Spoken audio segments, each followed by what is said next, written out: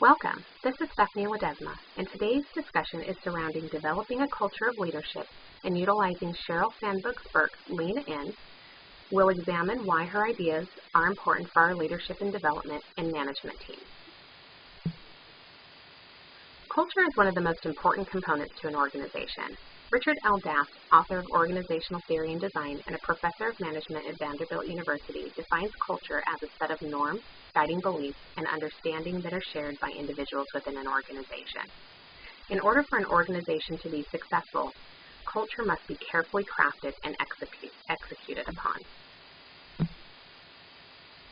So why is a culture of leadership important to us right now?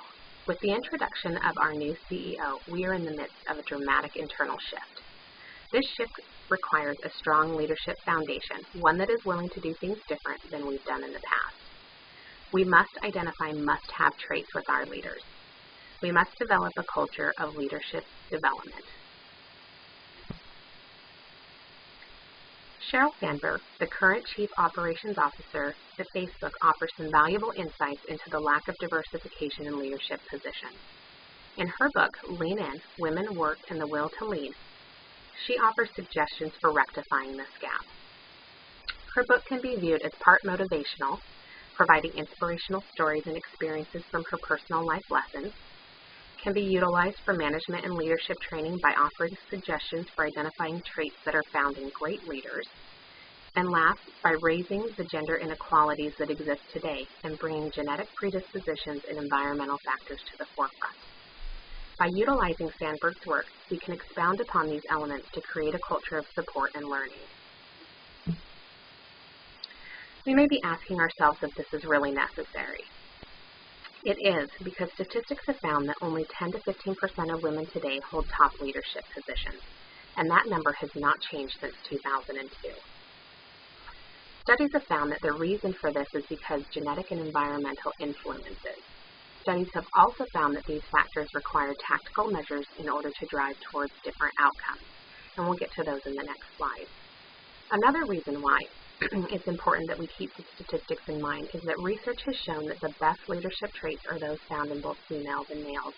Examples of those are compassion, risk-taking, confidence, and in fact, employees tend to rally behind a leader that imparts vulnerability. Having that human connection motivates employees to do a good job. And last, feminine traits and values have been seen as a new form of innovation in leadership. So how do we take that information and transform it into actionable items?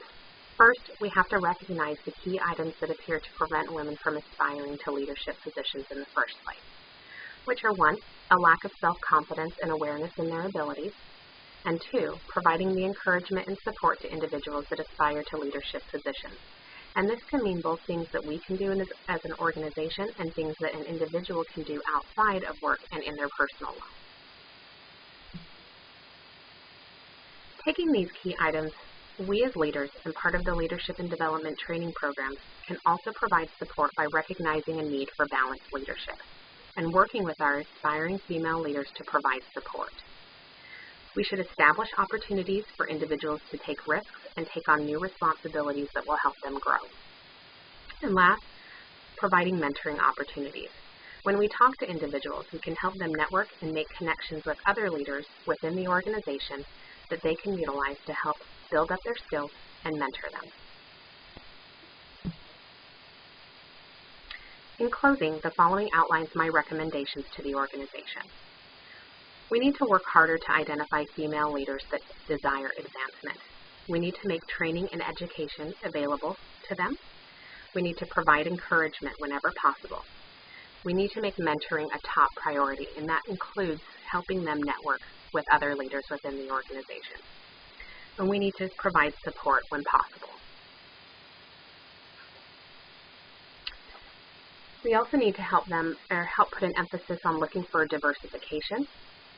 We should develop courses that help reinforce desired leadership traits, whether male or female, and provide not only for leadership training to equal numbers of men and women, but look for those traits, look for different traits and ideas among them so that we can encourage diversification.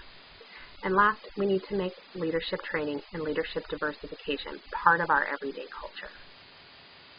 Thank you very much for your time.